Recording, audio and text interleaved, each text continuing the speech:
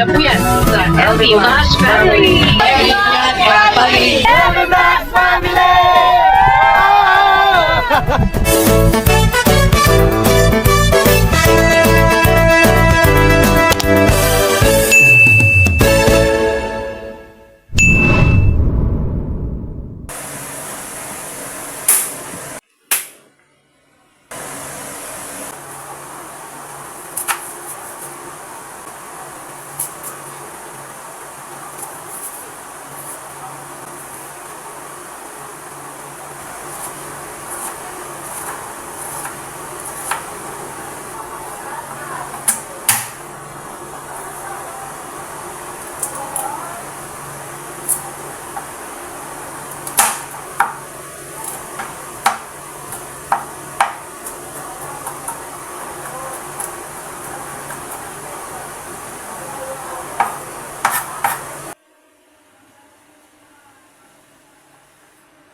Sitaw.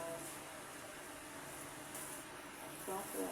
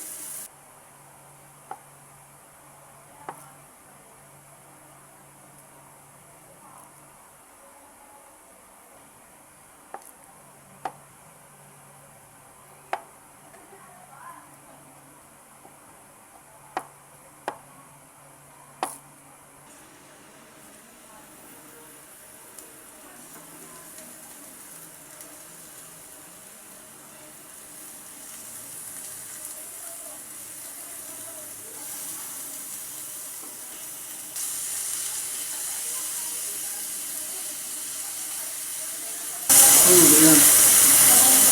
Adobong sitaw na may tokwa. Dapat yung may oyster sauce kaso wala eh. Wala pa tayong oyster sauce mga kapam, so soy sauce. Ano ba nito? Adobo. Pasensya na po sa boses ko, disclaimer. Paus pa rin po. Pero sasarapan po natin yung luto.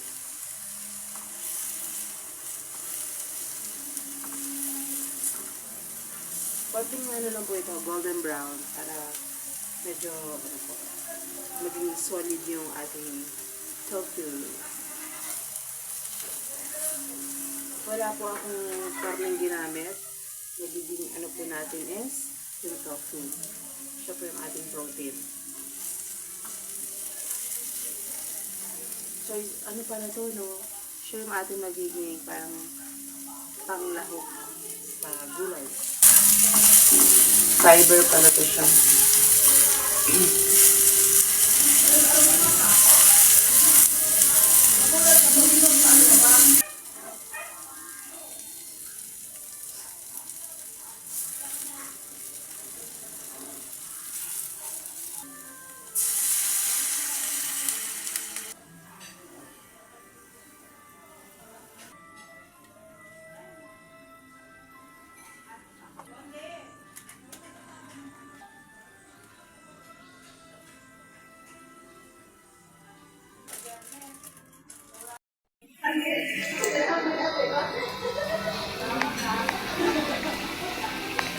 Yan, nag-boil na po siya mga ka-farms. Lagay naman po natin yung sitaw.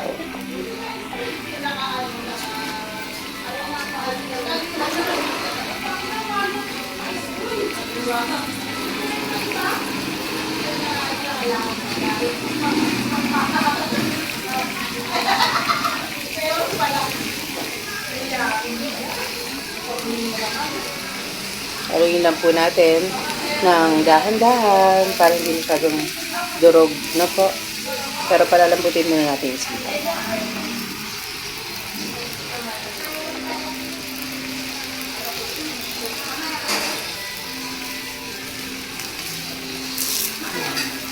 Huwag natin masyadong haluin para hindi madurog yun. So, saktong ano lang. Lubog-lubog lang ng gulay.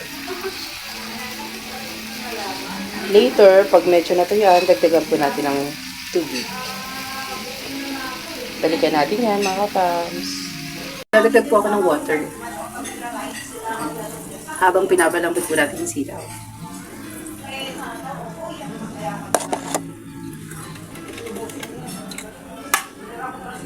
Tapos lagyan po natin ng toyo.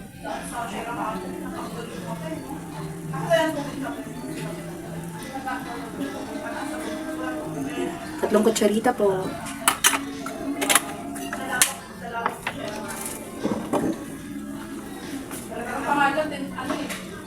Parang niluluto sa mga kwalya.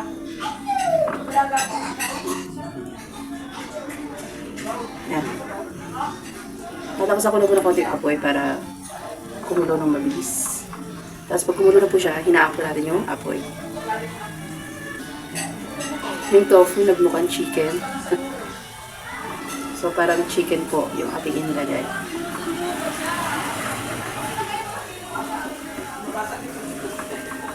Ayan. Pakulan na po natin. Palambutin natin yung sila.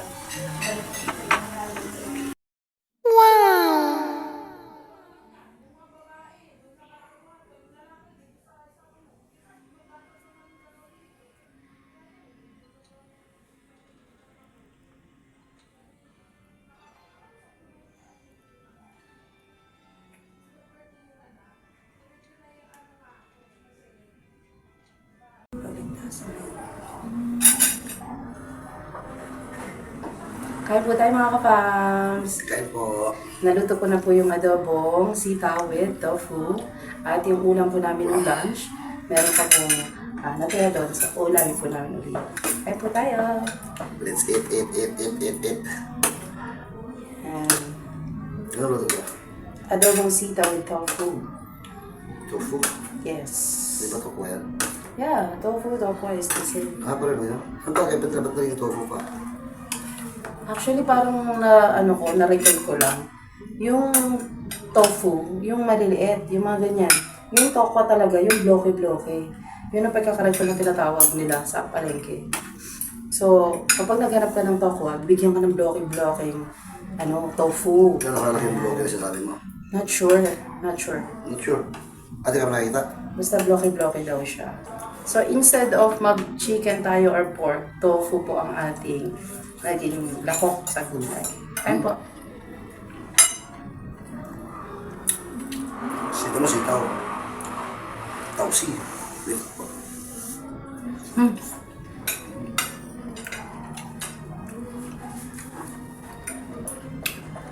Sarap. Ano ba? Narinig ko sa'yo, sinabi mo tausi. Sa ibang pakahulugan, may ibang ibig sabihin ng tausi, di ba?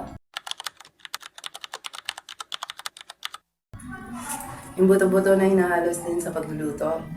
Ito naman ay sitaw na binaligtad niya. So, nagkaroon ng ibang pakahulugan. Buto-buto na.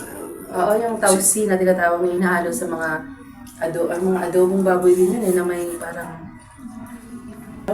Alam mo bakit tinawag ng tausi yun? Hindi po. Kasi buto ng sitaw yun. Okay. Kaya tausi. Sarap po. Minsan lang akong magluto ng masarap. Pero pag inulit ko po ito, promise di ko na magagaya yung lasa. May ganun po akong practice minsan. Sa Manila, nagluto ako ng spaghetti. Ewan ko kung na-upload ko na yun. Mapapanood niyo po yun sa Anong sinalabasan? Nagluto ako spaghetti. Sabi ko kay Alex, kumakain ka ba ng spaghetti? Carbonara daw, hinahanap niya. Sabi ko, wala akong ingredients ngayon carbonara. Pero tsakto, pag naluto ko, magugustuhan mo. Yung gano'n. So, naluto ko na nga po mga kapam. Pero hindi siya kumakain. Hindi pa siya sumasandok ng spaghetti. As in, lahat nakakain na. Ayaw niya po kasi ng spaghetti. Kumbaga hindi sa ayaw, pero wala, mahina ang appetite niya sa spaghetti. Okay. So, nakakain na lahat. Gabing-gabi na. Sabi niya, ma, may spaghetti ba ba? Uy! Oh, meron. Sabi ko, nandun sa taas. Check mo, meron ba? Ayun, naubos niya po. Naubos niya yung, yung spaghetti po dun sa pinaglutuan ko. Nakalimutan mo na yung pangalan mo, no? Kasarap. Pero ako, minado ako, hindi naman sa pagmamayabang. Yung pagluto ko nun, parang ganito din, na masarap siya, pero pagka inulit ko yun, napagluto, pero pag inulit ko yung pagluluto ko yun, baka hindi na maging katulad ng ganung lasa. Ang sarap. Kasi bakit? Hindi ko alam nga eh. Opo, tama po yun. Hindi po kasi ako madalas magluto. Tira chamba. Yun. Pacham, kung tawagin. Sarap ng tokwa. Oo nga eh. Naubos niya na po mga kapams. So, sold out. Please comment down below mga kapams. Ano ba ang nutrients na makuha sa tofu o tokwa? Mga kapams, at this moment po, hindi po umulan ng malakas. Paambon-ambon, pero most of the time, wala na pong ulan. So, salamat sa Diyos at humuhupa po ang ulan. At sana naman yung pupuntahan ng uwan ay mag-ingat po kayo dyan. Balita ako sa Taiwan, papunta yun, no? Meron tayong mga OFW, kababayan, na nasa Taiwan at malapit na mga karating bansa dyan sa Taiwan na yan. Mag-ingat po kayo at laging manalangin. Apo? Taiwan, Japan, China. Okay. Tapos, may balita na babalik yan ng Pilipinas. Nalimutan niya kasi. Mas malakas. Ano ang nakalimutan niya? Dahil may naiuwan siya, babalik siya. Tama ba? Ano ang nauwan niya? Ano naiwan niya? Nagmukha po siyang chicken, mga kapams. Pero tofu po yan. Healthy. Yung mga vegetarian po, meron sa mall mga kapams. Aware naman po siguro ang lahat. So mga hindi pa po aware, meron pong gano'n. Sa SM Food Court, meron pong pagkain na para sa mga vegetarian. Which is, you can eat menudo, adobo, yes, barbecue. Pero ito po ay gawa lahat sa tofu. Nakakatawa po dahil may ganong practice na ginagawa sila. Sinusuportahan nila mga vegetarian na hindi madideprive sa pagkain ng iba't ibang putahe. Ayan. Million clubs po para sa Lahat mga... na pagkain lang. Yes! Ikain-kain talaga. Lahat ng putahe may luto sila. Pork, chicken, baka, lahat. Gulat nga ako eh. Pero pag hindi ka vegetarian, tapos kumain ka ng gano'n, matabang kasi yun. It's all about flavoring. Isipin mo may barbecue na kinakain. Ang pangalan ata ng shop na yun is Tofu House. Tofu House. Excuse me po. I'm full. I'm very, very full. Musta ang buhay, kaibigan? Ang dibdib mo ba ay magaan? Kung sobrang bigat ang pasan-pasan, tandaan ang lahat ng yan ay may hangganan. Narito kami, iyong pagbigyan.